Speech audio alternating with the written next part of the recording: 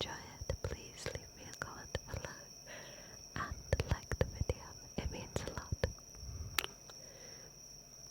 Okay, let's begin. Once upon a time, a girl named Cinderella lived with her stepmother and 2 stepsisters. Poor Cinderella had to work hard all day long so the others could rest. It was she who had to wake up each. Poor Cinderella had to work all day long so the others could rest. It was she who had to wake up each morning when it was still dark and cold to start the fire. It was she who cooked the meals. It was she who kept the fire going. The poor girl could not stay clean from all the ashes and cinders by the fire. What a mess, her 2 stepsisters left, and this is why they call her Cinderella. One day, big news came to town. The king and queen were going to have a ball.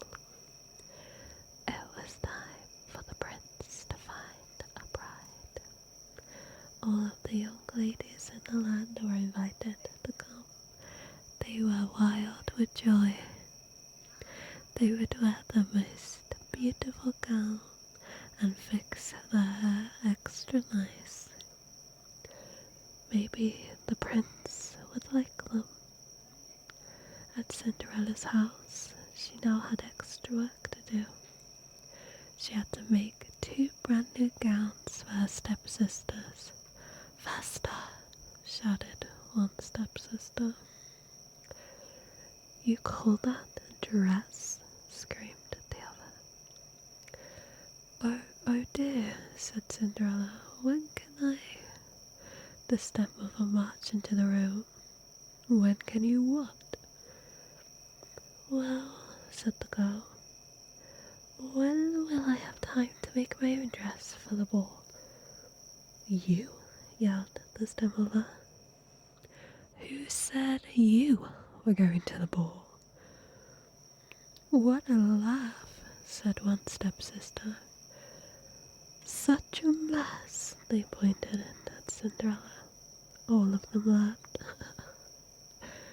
Cinderella said to herself, when they look at me, maybe they see a mess, but I am not that way, and if I could, I would go to the ball. Soon the time came for the stepmother and stepsisters to leave for the big party. Their fine carriage came to the door. The stepmother and the stepsisters hopped inside, and they were off. Goodbye, called Cinderella. Have a good time. But her stepmother and stepsister did not turn around to see her.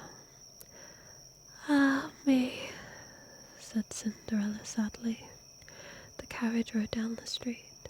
She said aloud, I wish I could go to the ball too. Then, poof. All of a sudden, in front of her was a fairy. You called, said the fairy. Did I? Said Cinderella. Who are you? Why, your fairy godmother, of course. I know your wish, and I have come to grant it. But, said Cinderella, my wish is impossible.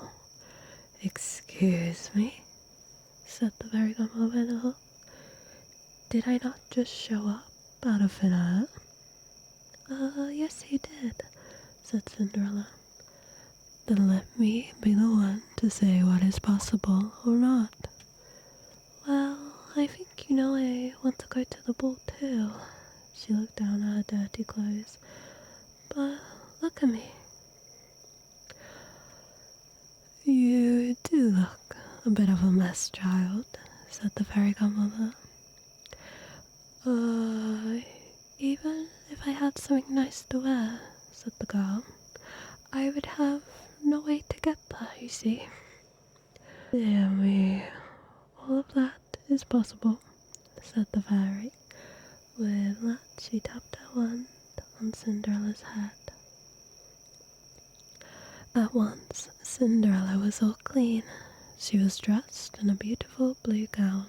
Her hair was set up high on her head, inside a golden band. This is wonderful, said Cinderella. Who said I was done? Said the fairy godmother. She tapped her wand again, and at once a beautiful carriage came to be, with a driver and 4 white horses. Am I dreaming? Said Cinderella, looking around her. It is as real can be, said the fairy godmother. But there is one thing you must know. What is that? All of this lasts only to midnight. Tonight, at the stroke of midnight, it will all be over. Everything will go back to how it was before. Then I must be sure to leave the ball before midnight, said Cinderella. Yes, good idea, said the fairy godmother. She stepped back. My work here is done. And with that, the fairy godmother was done.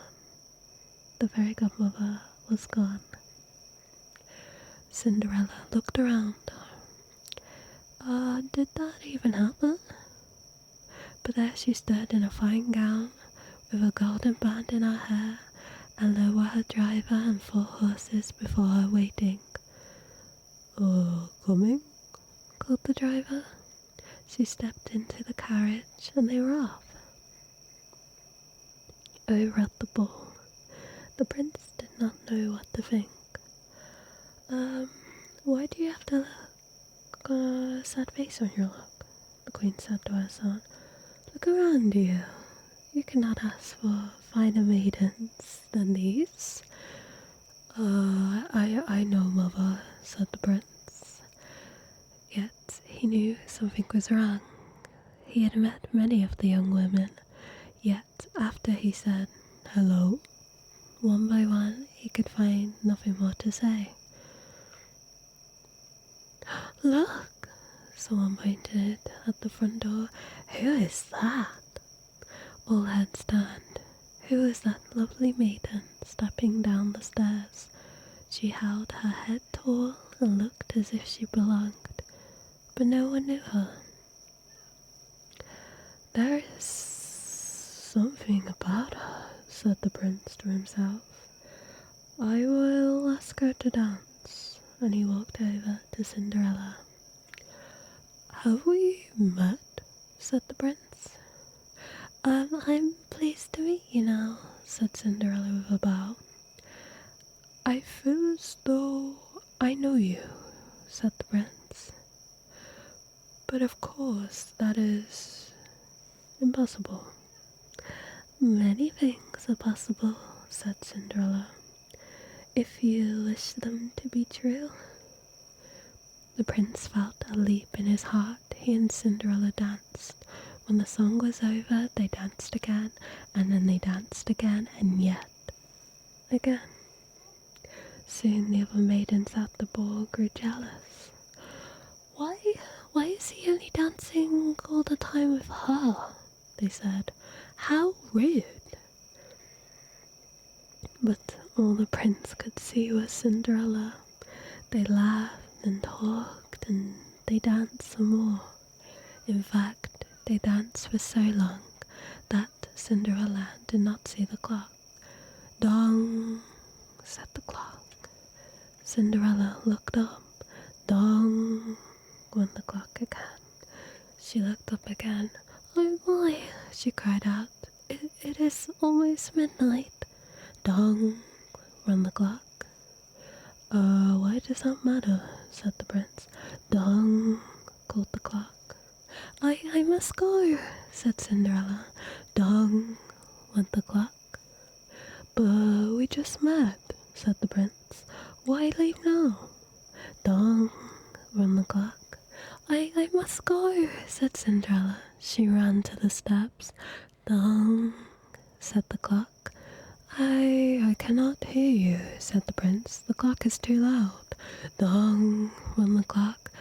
Goodbye, said Cinderella. Up the stairs she ran. Dong, went the clock. Please stop for a moment, said the prince. Oh dear, she said as one of the glass slippers fell off her foot. But Cinderella kept running up. Dong, said the clock. Please wait a moment, said the prince. Dong, went the clock. Goodbye, Cinderella turned one last time. Then she rushed out the door. Dong, the clock was quiet. It was midnight. Wait, called the prince. He picked up her glass slipper and rushed out the door. He looked around but could not see her blue dress anymore. This is all I have left from her, he said, looking down at the glass slipper. He saw that it was made in a special way to fit a foot like none other. Somewhere there is the other glass slipper, he said, and when I find it, I will find her too. Then I will ask her to be my bride. From hut to hut, from house to house, went the prince. One young woman after another tried to fit her foot inside the glass slipper, but none could fit, and so the prince moved on. At last the prince came to Cinderella's house. He is coming, called one of the stepsisters. She looked out the window. At the door, screamed the other stepsister. Quick, yelled the stepmom. Get ready. One of you must be the one to fit your foot in that slipper, no matter what. The prince knocked. The stepmother flew open the door. Come in, she said. I have 2 lovely daughters for you to see. The first stepsister tried to place her foot in the glass slipper.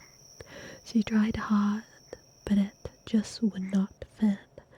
Then the second stepsister tried to fit her foot inside. She tried and tried with all her might, too, but no dice.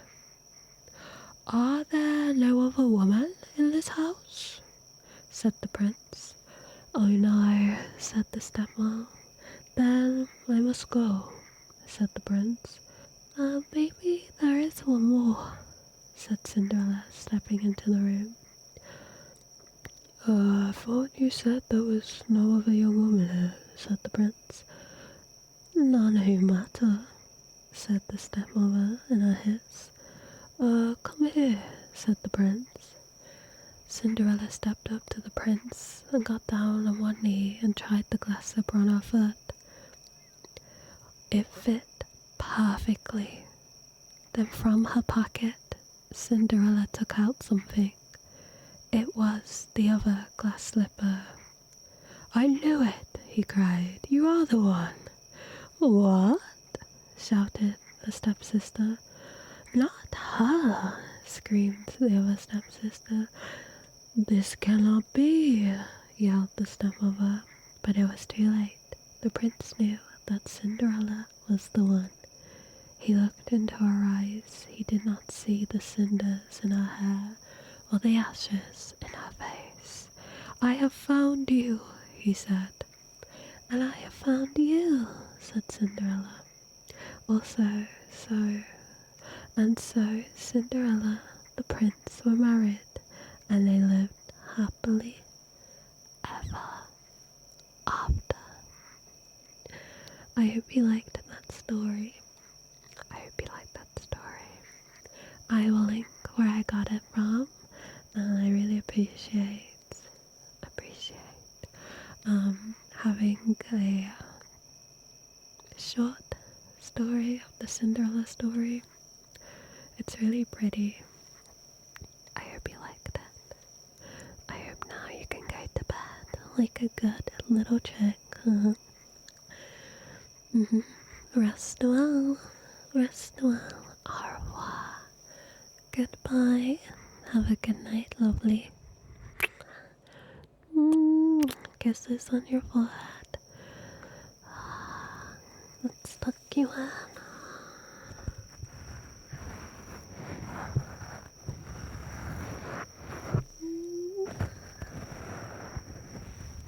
Nice and cozy, nice and cozy.